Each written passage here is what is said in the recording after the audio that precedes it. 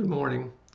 As you know, I attempt to change the news articles on a weekly basis or perhaps even more frequently than that.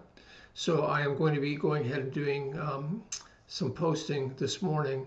So I want to go over what some of the articles consist of so that if you're looking for sermon illustrations or if you're doing a small group or even if you just want to read for your own information, you'll be aware of some of the things that are there.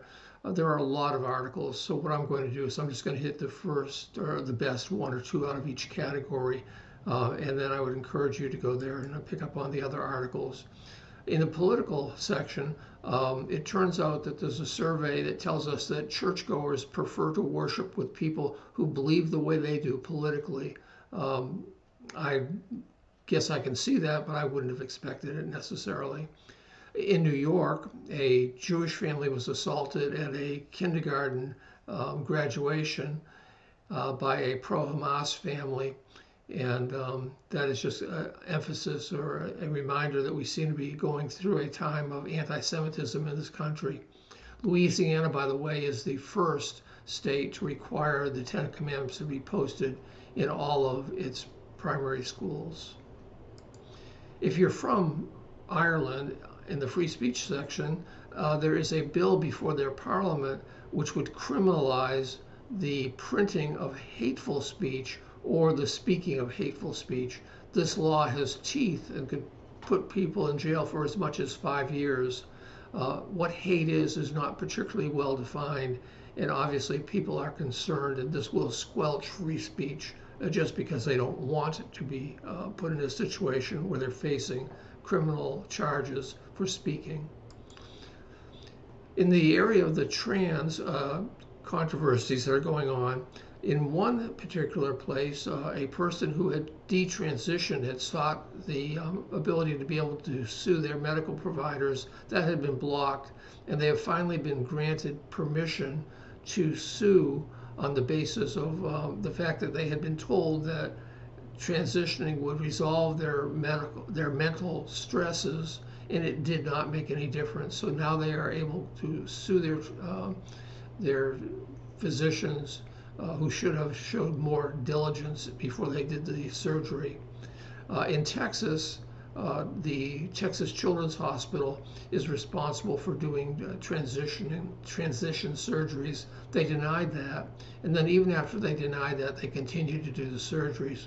A physician came forward and exposed them, and he is now being faced with criminal charges. They may put him away for up to 10 years for violations of HIPAA and that sort of thing.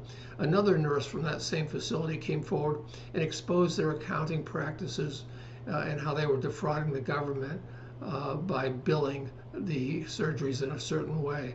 She was visited at home by the FBI, who told her that they were going to do things that would make her very uncomfortable. So the government is very much involved, apparently, in supporting the transgender movement. There is also a charity out of England that has let us know, this is an ovarian charity, it's Ovarian Cancer Action, and apparently males can get ovarian cancer. So there's a big to-do about the wording of one of their commercials because it is said to cause a lot of confusion. British people are now tending to view the trans movement more negatively than they have in the past, and that may be a trend that's going to go on for a bit because a lot of scientific evidence has come forward demonstrating that there's not a lot of science to the transitioning of people.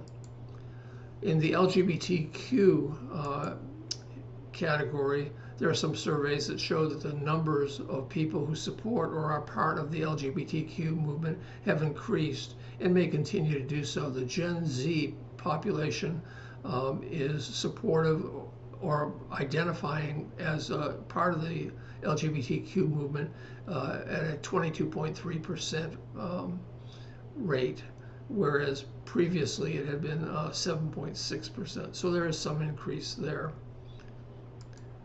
In abortion news, under the abortion tab, Massachusetts is spending $1 million to attack pro-life centers. There's a big to do in the Southern Baptist Convention over in vitro fertilization. And there's apparently a lot of concern, and Americans are split on the morality of what to do with these fertilized eggs that have been produced in vitro fertilization.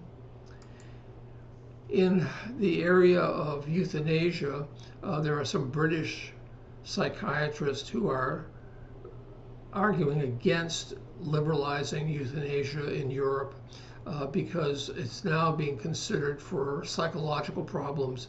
And in essence, they're saying that a caring society doesn't kill people who are depressed. Rhode Island in the US has passed a law allowing composting of human beings, and a lot of religious groups are opposed to that because of the desecration of the human body, so to speak. They're afraid that the value of human life, which has been diminished greatly up to this point, is continuing to be diminished. Under violent persecution, unfortunately, in the Democratic Republican Congo, that is Democratic Republic of the Congo, ISIS has killed 80 Christians in a horrific fashion, and they continue to have a war of terror going on there. In Mexico, unfortunately, there are still some 150 Baptist families that have been displaced by the Catholic population. Their properties have been taken, and their lives are pretty miserable. The government has refused to this point to step in and to make things better. So overall, there is still a fair amount of persecution. Pakistan, by the way, has killed a tourist for some supposed violation of the Quran's sanctity. This is one of a string of people that have died in Pakistan due to violence related to that sort of thing. Under the heading of oppression, Hong Kong, Georgia, India, and Turkey have all passed recent laws making it much more difficult to have a church, be a church, or to be an individual Christian in their countries. None of those countries favor Christianity, and most would prefer to find ways to eliminate Christianity from their population. In Vermont, if you are a Christian, you needn't apply at the local adoption agency if you want to adopt, because they are turning down Christians based on Christians' religious beliefs about sexuality. If you happen to live in Britain, about 1/2 of British Christians state that they have experienced discrimination because of their faith. So that's some of the news that is going to be up on the site. I encourage you to go ahead and take a look at it, and I'll be changing that out. So come back and take a look next week, see if there's anything that can help you out in your reading or in your sermon prep or in your small group prep. You have a great day.